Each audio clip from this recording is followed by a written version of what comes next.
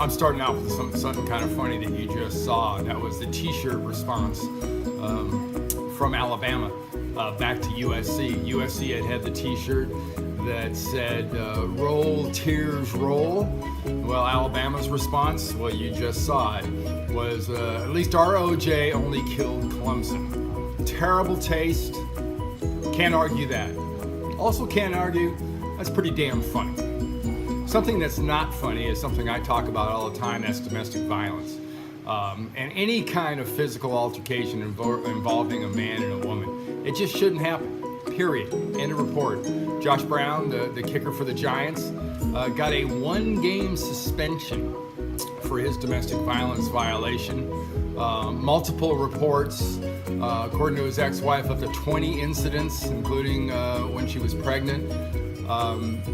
There, to me, is not a lower form of male than one that hits a female.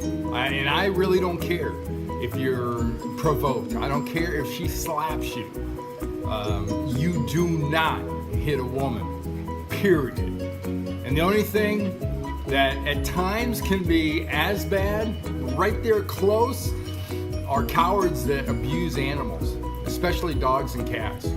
I think it's a true sign. In fact, it's been proven by psychologists. It's a true sign of, being a potential psychopath.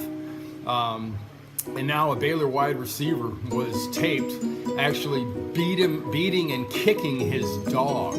Like, Baylor needed more bad news. Baylor needed another reason for people to say, why didn't we give them the death penalty? And on an unrelated Baylor note, Kenneth Starr, who was running that university as its president, had gone down to just being a professor. He resigned that post as a professor and has left Baylor. The stink and the stigma has not left Baylor, so don't count on that changing anytime soon. Ryan Lochte. I've been tough on Ryan Lochte. People finally kind of came around to that, and he issued his apology yesterday, or earlier today. And he apologized for something. I'm not sure. I read it. It sounded like he apologized for not sticking around for the second extortion payment. He was there for the $400, but didn't stay for the $11,000 to a charity or whatnot that the other two swimmers paid. Lochte doesn't get it, but you know what? He is squarely in the crosshairs, and not mine.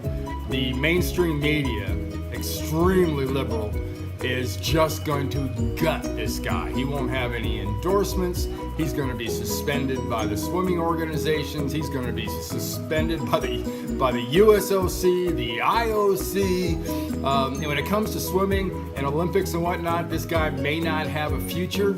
And the only thing that's bleaker than his future is how many people you'll actually be able to say, you know what, I'm sympathetic with this guy. I know where he's coming from. I almost think that position is impossible to come up with. The UFC is going to have their big fight tomorrow night, Saturday.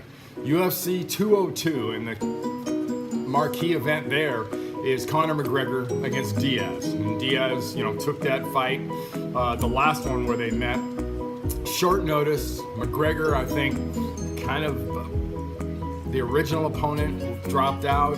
He got Nate Diaz, didn't necessarily prepare for Nate Diaz. Diaz was smart, took a couple punches. He let things go. He waited for his shot, and after McGregor kind of punched himself out, he submitted him. Saturday night's going to be interesting, and I normally don't do this, but I think I'm going to buy this fight.